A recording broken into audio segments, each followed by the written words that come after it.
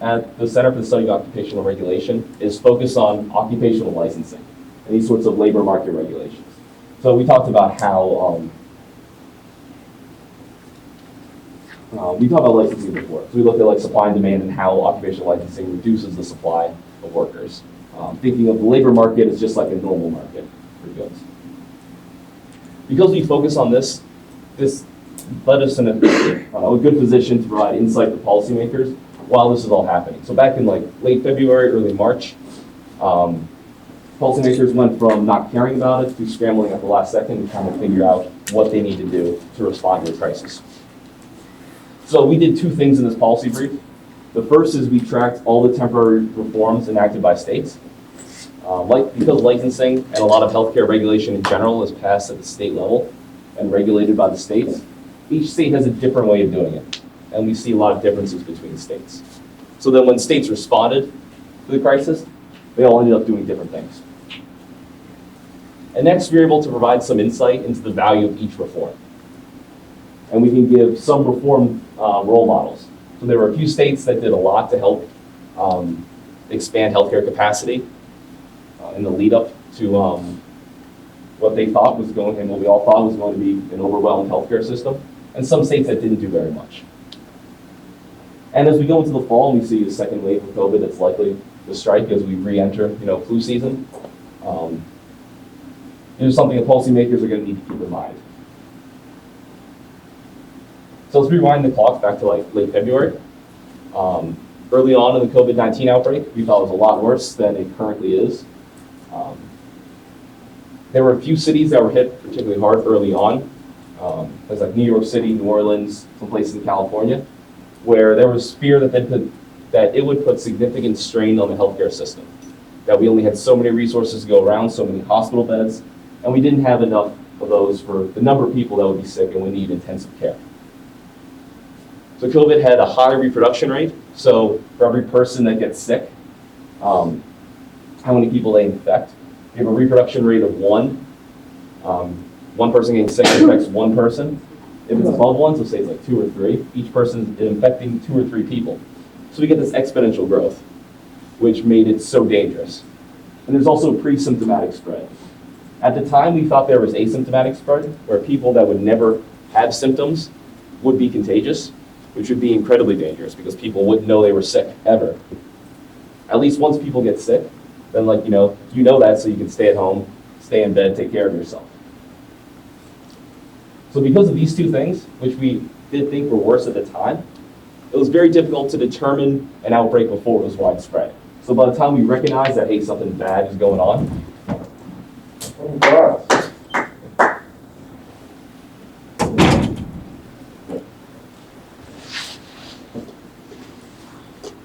So by the time we recognized it, it was almost too late, and healthcare resources were going to be stretched thin, even if we immediately acted to flatten the curve, as they say. Wuhan, China, and Lombardy, Italy, both of these regions had previously experienced outbreaks by early March, when we started to get concerned about it in this country. And both of them saw their healthcare resources stretched very thin. Lombardy, Italy had the terrible images of people sitting in hallways and hospitals with not enough medical personnel to go around and not enough literally room in the hospital for them to be treated. And at the time, it looked like several places in the US were on that same path, and others would follow. So let's start by looking at occupational licensing, specifically in healthcare, and what effects it has, before we look on how occupational licensing has negative effects for our ability to respond to a crisis like COVID. So the purpose of licensing is to establish a minimum level of quality. It's to protect consumers from low quality professionals that enter with poor training, or that are just basically snake oil salesmen, offering shitty things that they know, like treatments that they know are not good and that will not help people, just to make a quick buck. What it also does in practice is it standardizes education and treatments. So you have to go to qualified like universities that meet the training they lay out. The AMA and the State Medical Association lay out all the different things you need to learn. So everyone across the country basically learns the same thing if they're going into healthcare. But what this does is also limits pathways into the profession. So rather than being able to build experience at a lower level and work your way up, they give one or maybe two paths in order to get into a profession. The American Medical Association says on their website that they strive to ensure that only qualified physicians are licensed to practice medicine, and that those physicians provide their patients with a high standard of care. So when they talk about licensing, they always frame it in this quality protection. There's another thing that licensing does. It increases wages, and these higher wages encourage human capital formation throughout their career. So this is people, physicians and lower level healthcare professionals that are going to continue education classes, that are learning about new techniques, that are going to conferences to learn about the latest findings. These higher wages encourage that, along with the legal requirements that they have to take continuing education courses. And physician licensing is very old. It's the oldest occupation that's licensed in the United States, and it dates back to the late 1800s. So this has been around for a long time.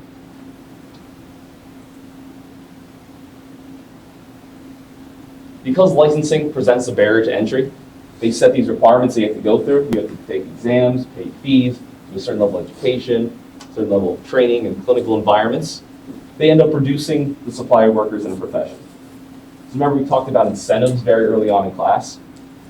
So if you increase the cost of an activity, you should expect to see less of it.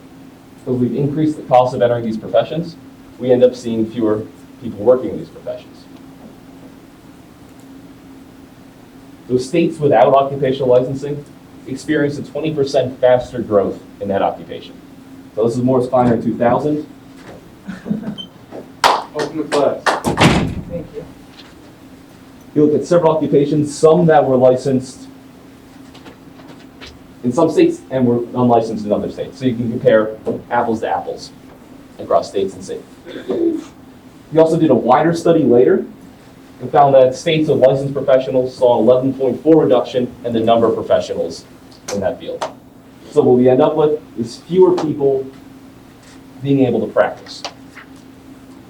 Fewer people there to provide these services to consumers, in this case, patients. So by restricting the supply of professionals, what we end up doing is increasing the wages of professionals in that field. Remember your very simple supply and demand, if this is our labor market.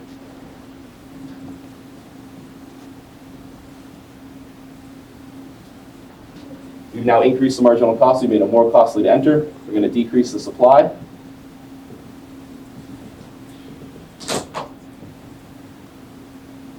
We go from our equilibrium price, P star, up to P dash. It's naturally going to happen because we're limiting the supply. Estimates vary about how much wages actually increase. So Sam Ingram, in a paper he published last year, estimated between 4 to 6% for all licensed occupations. Morris Kleiner and the late Alan Kruger had a couple papers looking at this. In 2015, they found it was about 15%. And they used two different databases to get that estimation. But it depends on what database you use and what classification you use for occupational licensing, or you end up getting these different figures. And if you look at individual occupations, we find some differences from as low as 6% all the way up to about 18%. And again, this depends on the particular barriers to entry for that occupation. So some, like physician, dentist, lawyer, there's going to be a very strong barrier to entry because of these years and years of requirements and difficulty in these requirements.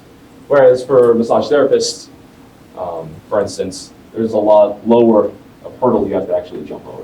So we'll expect a smaller wage premium for licensed massage therapists than we would for, dentists, doctors, lawyers, those sorts of occupations. And what these wages lead to is higher prices for consumers. And this is especially true for services like healthcare. Licensing is associated with lower unemployment rates and then less switching occupations. So there's less labor market flexibility. So it's kind of locked in, and we don't see as much change as we do in labor markets without occupational licensing present. So it's more difficult to enter these fields, and people are less likely to leave these fields.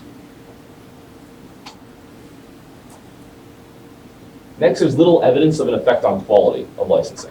So every time we try to do a study, looking at licensing, we find very small or no effects. During the Obama administration, the Treasury did a meta-analysis, so they looked at all these different studies of the effects of licensing. In the section looking at quality, they found no evidence of an improvement in quality due to occupational licensing. They found a few papers that found a slight improvement in quality, a few papers that found a slight worsening of quality from licensing, and a bulk of them found no effect. One of the reasons may be lax enforcement by the licensing boards themselves, because these are members of the profession regulating themselves. So the Inspector General for the U.S. Health Department said that medical boards took strikingly few disciplinary actions for physician misconduct. And for physicians that were caught offering poor care, where you would expect them to get some sort of malpractice suit against them, it took years and years for them to actually get punished and lose their license for these things that you would think the licensing board would take care of right away. Licensing standards may also serve as a quality floor and a ceiling. So while we're preventing the the very low quality professionals from entering that field, from providing poor care to patients, it may also serve as a ceiling in effect and reduce innovation and new techniques that can be used that actually will, in the long run, improve care. So we kind of lock it in at a certain level instead of allowing it to grow. So now, having a physician experiment on you, using a brand new drug that's never been tried before, probably not a good idea. But when we force students to learn all the same methods and we standardize the techniques they're doing, that limits the small marginal changes we can do, just the little tweaks that end up improving care. So the economist Alex Tabarrok talks about how the FDA and medical regulators in general are far too risk averse. They don't want to take any chances because they'll get in trouble if a new medication passes the approval process but ends up having negative side effects. But they don't have any punishment, any negative consequences if a new life-saving medicine takes an extra 5 years to be able to be offered to patients. So they end up being far too risk averse. And we see this in licensing requirements as well. Luckily, during the COVID-19 pandemic, this hasn't been too much of a hindrance for medical professionals. So, as an example, in New York City, we learned that intubating patients immediately was a problem and ended up worsening their health outcomes.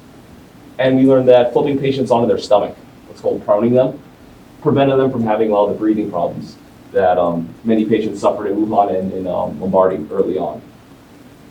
So these are little tiny changes, and these are great, but this may have been more pronounced than normal due to just the lack of knowledge we had about COVID in general. So there was more willingness to experiment with these slightly different procedures or slightly different techniques than normal. And one thing that could help improve this is alternate pathways into licensure. So for example, for new physicians, maybe upskilling nurse practitioners. After they practiced for a long time and built up a thing of experience dealing with patients, give them an opportunity, a more limited like medical school that takes into account what they've already learned and only teach them what they haven't learned so far. So they're able to be physicians, easier, and we can use that experience. And finally, licensing laws are passed at the state level, and they're enforced by state licensing boards. So because each state has slightly different requirements, and they have these barriers you have to apply when you go to a new state to get a license there, even though you already have one. You have to pay fees, you have to take state level exams sometimes. These end up making it difficult to move between states. So it reduces the migration rate for licensed professionals versus unlicensed professionals by 7%. And occupational licensing laws are accompanied by scope of practice laws that clearly delineate which professionals are allowed to perform which tasks and which are not allowed to perform which tasks. So basically how licensing began is they said, okay, physicians are licensed to practice medicine. And then as we created these new professions underneath them, as we added in nurses or certified nurse midwives, NPs, PAs, and so on, what they did in the law was they carved out, okay, Registered nurses are allowed to do this. Physician assistants are allowed to do this, and they clearly delineate what they're allowed to do. Now, this also differs between states. But these scopes of practice can be overly restrictive. So in many states, nurse practitioners and physician assistants are trained to perform certain types of care, certain procedures that they're prohibited by law from performing. So they're required to learn something and then not allowed to do it. So this is a case where we're, again, restricting our healthcare capacity for no reason. Now we've got all the effects of licensing in general out of the way. How does it hurt us during a pandemic specifically? So the first thing it does is limit the number of healthcare professionals already practicing. Like we saw from some of Kleiner's research, that it reduces the supply of professionals in a given profession.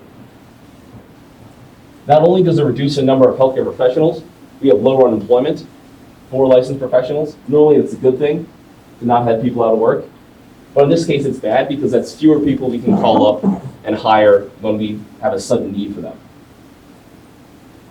What licensing also does is make it a difficult and long process for new professionals to be trained to practice. So again, on the one hand, it's a good thing. You don't want a doctor who just watched one course on YouTube to have come in and operate on you. Obviously, you want higher quality than that. But at the same time, during a pandemic, it makes it very difficult to pull more people into the profession to be able to offer healthcare. So there's a limited number of pathways, thanks to occupational licensing laws. There's a lot of requirements that can't be skipped.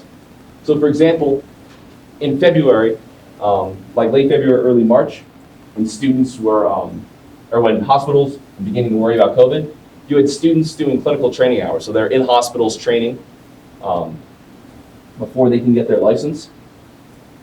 Some hospitals sent them home, so they were unable to finish their clinical training hours. So we're now cutting off people that could have been in their practice.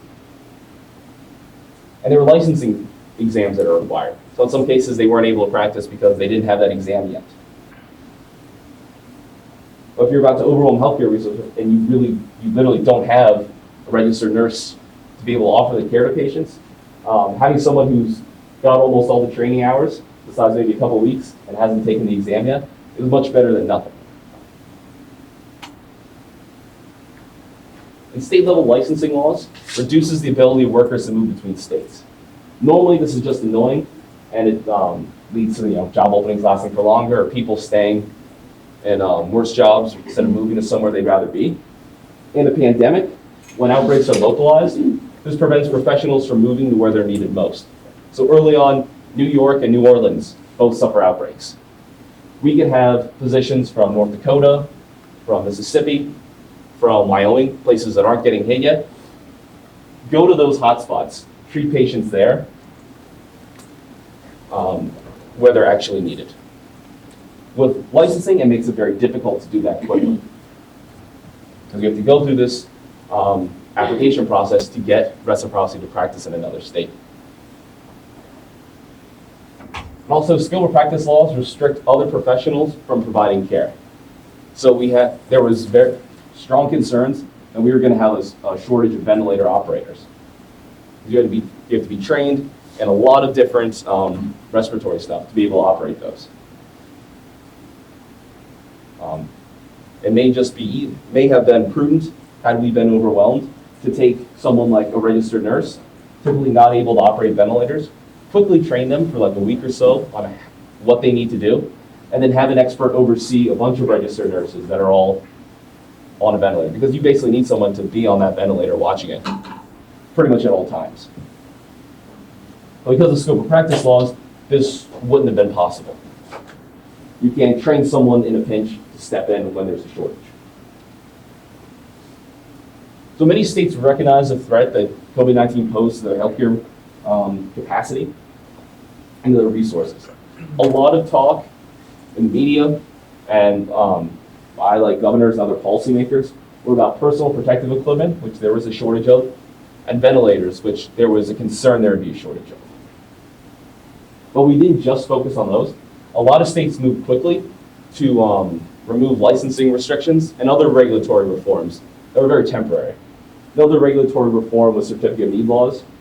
So in several states, I'm not sure what the number is now, I think like 17, in order to add more hospital beds to a hospital, for them to expand their services in any way, so if they want to buy an MRI machine, anything, they have to go before a state board and argue that there is sufficient need to be able to expand what they're offering. Then all their competitors in the region show up and explain why they actually don't need to expand what they're offering.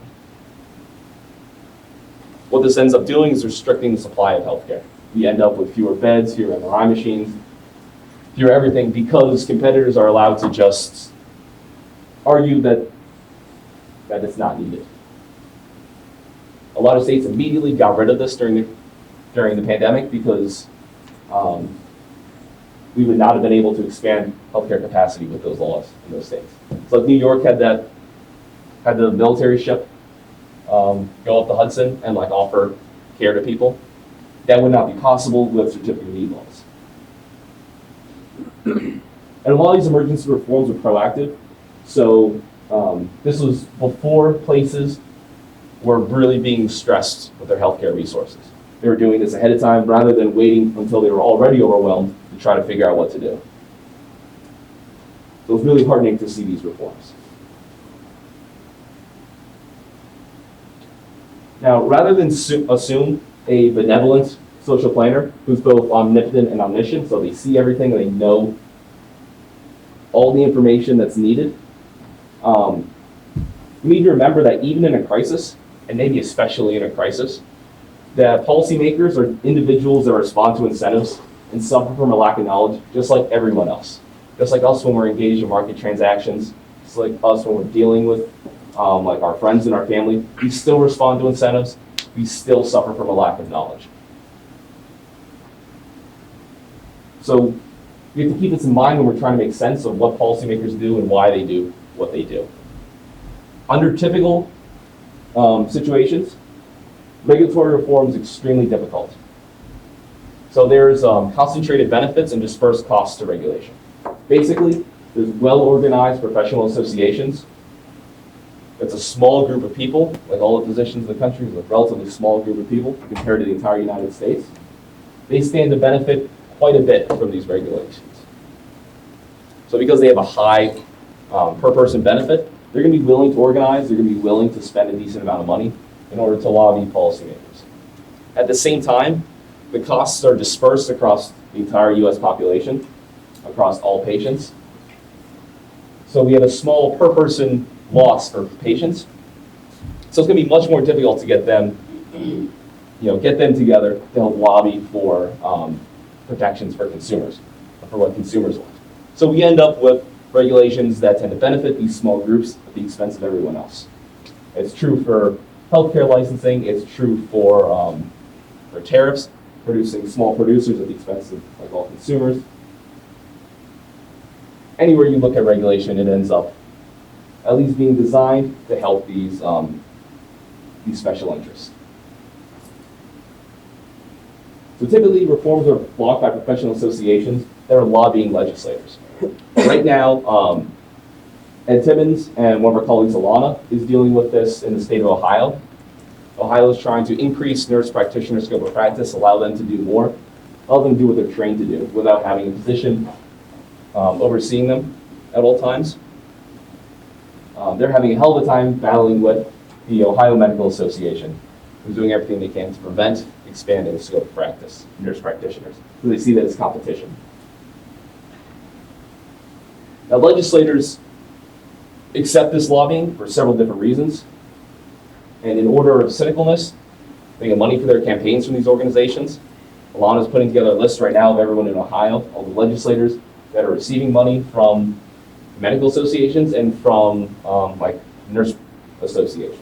Which ones are going to be more supportive of us, which ones are going to try to block, just so we don't waste our time talking to people that don't want to listen to us. In other cases, they may be members of a profession. A lot of legislators aren't only legislators. They also have other jobs or come from other fields. So they may think it's more important to have these regulations over their industry, or they might do it to help themselves and help their friends in the industry. And finally, there's the trust of expertise. A lot of legislators don't know the nitty-gritty about medical stuff. So they have to trust people that are experts. Who's experts about medical stuff? Physicians. So there's a lot of different reasons why policymakers pass these regulations that professional associations support. Now, what was different in COVID? First of all, professional associations recognized the problems. They understood that healthcare resources could very likely be overwhelmed, so they did not step up and try to block these. And policymakers were seeking solutions that were within or very close to our current regulatory environment. So there wasn't a big difference. There were just marginal increases of scope of practice rather than changing everything, which they may have opposed. Now, professional associations for physicians did make it very clear that they only supported these expansion of scope of practices and other things for the other support healthcare professions during this crisis. And afterwards, they needed to go back to the traditional scope of practice. So they're still protecting their turf once this is over. All right. So the next thing we did was rank the reforms, looked at which were most effective and which were least effective. And there was a wide variety between states because, again, there's a lot of variation in the regulation between states and in the needs between states of the threat posed by COVID. And there were several states that enacted multiple of these reforms. So they did several at the same time. So what we did is we separated these reforms into different tiers, and we based these on our expectation of their effectiveness for dealing with COVID. So how well do they solve these problems that licensing causes to respond to a pandemic? So the first tier was a blanket expansion of medical scope of practice. In the state of Maryland, they waived all scope of practice requirements. They said hospitals themselves were in charge of determining who could perform what tasks based on what their particular needs were. And New York did a partial version of this. There were some occupations that they gave a blanket expansion to. Others were more limited. So it was the hospitals who could use the professionals they had for treatment. This gave them more creativity in deploying nurses and other support professionals, and potentially devising better ways to make use of their abilities than just scope of practice laws require. You also have this tacit knowledge, this knowledge of how the hospitals operate, where to go, what to do, who to talk to, that these nurses have. So allowing them to perform more tasks instead of bringing in someone else. Because once you are part of an organization for a while, you know where things are. If you bring in a new doctor, there may be a piece of equipment they need that you don't know where it's at, so they're running around looking for it. Or someone who's worked there for 10 years knows exactly where it's at, goes over, grabs it, and begins using it. And also, the people that run the hospitals, people that work there, they know each other's experience and relative skills, so they can use each person to the best of their ability. We're allowing people on the ground with the actual knowledge to determine who does what, rather than a regulator in the state capitol. And there's another issue that could have happened that this solved. In some states that have very restrictive scope of practice for physician assistants and nurse practitioners, excuse me, they have to be supervised by a physician at all times, and they have to pay that physician, a certain fee for them to watch over them while they practice. Now, if that physician got sick, they got infected with COVID and had to leave the hospital for 2 or more weeks, those NPs and PAs would not be able to practice. So instead of just losing one person from being able to provide healthcare, we're losing multiple people in these states. So a blanket expansion of scope of practice would help eliminate that. And it gives us an immediate increase in healthcare resources. We have these professionals that are practicing, that are ready to go, that can now do more. You don't have to take the time to train new people and to bring them in. And like I mentioned, these professionals are familiar with the hospital and other staff members. So they've got this knowledge. It makes it much easier to just jump in and begin working.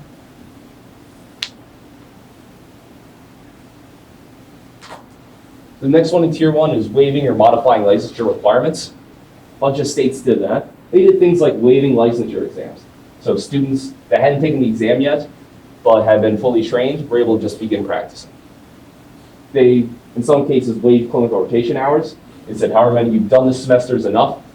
Just get out there and start working.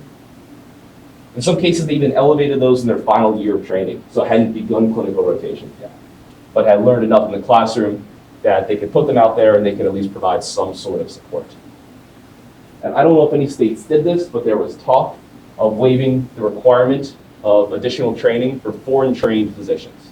So typically, if they're trained in another country, they come to the United States, they have to go through some sort of training and licensure application process to make sure that they're skilled enough. And one potential in this case was to remove that requirement, allow them to begin practicing right away, if we could guarantee they have a licensed physician in another country. What this also could help do is train support professionals to help with narrow tasks. So there are some things like operating a ventilator I mentioned earlier that they didn't have enough people to use. They could train them just on that one specific task rather than train them on everything a respiratory therapist would need to do. It would take much less time because they're only focusing on what's necessary. All right, so tier 2, they were offering out-of-state temporary licenses. So 15 states did that. So a medical professional in one state could immediately be able to practice in another state. They didn't have to go through a long, drawn-out process. So it helps move labor to where it's needed immediately. This is the same idea behind travel nursing programs. Travel nursing programs help, well, down in Florida when like the snowbirds move down there and they have more need for healthcare. Nurses can go down there for that. Or when there's like a natural disaster, they're able to quickly move to a place that needs them without worrying about, again, going through the whole application process for a new state. However, because the crisis was widespread, it was across the country, it's not quite as effective because you need people everywhere. Now in tier 3, I'll go through these quickly. They allowed retired personnel to practice in a few states. They didn't have to take exams or meet other requirements, which made it easier for them to jump back in the profession. But age is highly correlated with death and serious infection from COVID. So it kind of limits the effectiveness. You bring people back in and they're immediately getting sick and suffering serious consequences. But it could allow them to provide non-COVID related care and free up other young people that do other things to now begin treating COVID. Some states extended the expiration and they waived continuing education hours and things like that. So it made it easy for healthcare professionals to keep their license. So they don't have to worry about other things while they're working 12, 14, 16-hour days trying to treat patients. Again, these are great because it's helping our professionals, making their lives easier when, I'm sure a 16-hour shift in the hospital in a COVID ward is hell. So they don't have to worry about this other stuff. But it's not increasing the supply of professionals at all. So it's not giving us more healthcare resources like we do. The last one is waiving fees, which is the same basic idea. Making it easier for people to get in, so they have to pay fees to get in, and helping them stay in, not have to worry about those requirements. There's one potential reform I like to talk about. No states enacted it, but that's accepting military training. Because we have this very narrow path to licensure, where you have one or maybe two different options in order to get your license and to begin practicing. People with military training have very relevant training. They've done these sorts of things in the past and under very high pressure situations, but they're unable to be practicing. They have to start all over. So you have like a combat medic who did 2 tours in Iraq, literally pulling people off of battlefields with bullets flying around them, having to come back and start at year 1 in the nursing program, despite having done all this stuff already. So there's a pool of recently retired military personnel that could have stepped up and began practicing almost immediately, returned kind of like the retired professionals, only they're much younger. And also the military could quickly mobilize and train their service members to perform these tasks. So again, we need more people operating ventilators. We don't have enough respiratory therapists. Let's train a bunch of military, like service members that are involved in healthcare in the military, just on those relevant tasks that are needed. The military tends to have much shorter, intense training programs than the long, drawn-out process we see in the private, civilian sector. So that's something I was pushing during the peak of like the COVID panic, but states had not adopted yet. So in conclusion, there were some national leaders that are worth highlighting. Maryland, with their blanket expansion of scope of practice, was really good. In places like Idaho, Maine, and Missouri, that made it much easier for professionals to begin practicing, to enter these professions. Licensing tends to limit our healthcare capacity, and it makes it more difficult to respond to sudden changes or an event like COVID-19. So we can't design policy to be good for the worst case scenario for something that's incredibly rare. That's not a good way to do policy, but it is something we need to keep in mind, that there are these side effects and they protect quality. At the very least, it prevents super low quality professionals from coming in and harming patients. But at the same time, it makes us less flexible, less able to respond to a sudden outbreak or something like this. So when we get in these situations, we need to be able to quickly respond. And just knowing this, understanding the effects, makes it that much easier to respond. And it was extremely heartening how many states quickly enacted these reforms to help improve their ability to treat the surge of COVID-19 patients. Now, there were varying effectiveness between states. Some only made it slightly easier to continue being a professional, while others did much more to help people enter the field. Luckily, in not too many cases that found this extremely necessary, that were so overwhelmed that they needed all these extra professionals. But these are good reforms to make sure that didn't happen. And it's something to keep in mind as we return, as we go from the fall into the winter, and cases are likely to surge again. Many states, their emergency orders are ending. They may have to begin again, and these are the types of reforms they should keep in mind to make sure that their healthcare systems can respond to another surge in cases. All right, that's the end of the presentation. Do you guys have any questions about this? I'm assuming not. Okay.